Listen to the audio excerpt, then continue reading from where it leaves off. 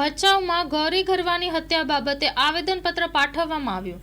ભચાઉ તાલુકા સામાજિક ન્યાય સમિતિ મંચ દ્વારા કચ્છ માંડવી તાલુકાના ગોધરા ગામમાં ગૌરી ઘરવા નામની નિર્દોષ યુવતીની હત્યા કરનાર આરોપીને કડક સજા થાય તે બાબતે ભચાઉ નાયબ કલેક્ટરને આવેદનપત્ર આપવામાં આવ્યું।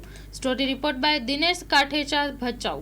ગરવા સમાજની આપણી દીકરી ઉપર જે પ્રકારે એક નરાધમ દ્વારા એની નૃશંસ રીતે હત્યા કરવામાં આવી, એના ગળા હાથના આંગળા કાપવામાં આવ્યા તલવાર અને ગુપ્તી છરી દ્વારા, અને એ બાબતે આખા કચ્છમાં જે પ્રકારે રોષ છે, અને તેમાંય ખાસ તો સર્વ સમાજમાં રોષ છે, પણ અનુસૂચિત જાતિ સમાજ અને એમાંય ગુરુ ગરવા બ્રાહ્મણ સમાજની દીકરી અને એની જે પ્રકારે હત્યા થઈ। દીકરી નોકરી કરતી હતી, ઘરનો આધારસ્તંભ હતી, અને એના મૃત્યુ પછી જે એક સમાજમાં એક પ્રકારની વિકૃતિ ફેલાણી કે દીકરીઓ આજે નોકરી કરતી હોય, ઘરનું ભાર બની આખો ભાર ઉપાડતી હોય, અને એમની જ્યારે હત્યા થાય ત્યારે એ ઘરની પરિસ્થિતિ શું થાય।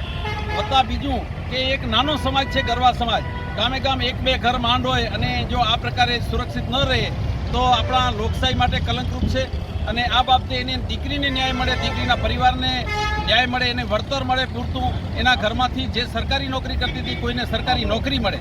આ સાથે સાથે બીજી કોઈ પણ સમાજની દીકરીઓ ઉપર આવા પ્રકારે કોઈ પણ બનાવ ન બને, એ બનતા બનાવને અટકાવવા માટે માનનીય રાષ્ટ્રપતિ શ્રીને ભચાઉ તાલુકા જે અમારા ન્યાય સમિતિ મંચ, ગામે ગામ જે ન્યાય સમિતિની રચનાઓ થતી હોય છે બંધારણીય રીતે, આ ન્યાય સમિતિ મંચના ઉપક્રમે અમો આવેદનપત્ર આપવા જઈ રહ્યા છીએ।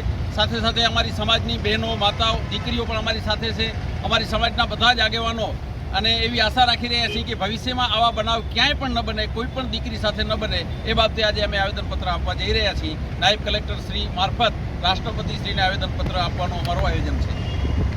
ગૌરીબેન જિંદાબાદ।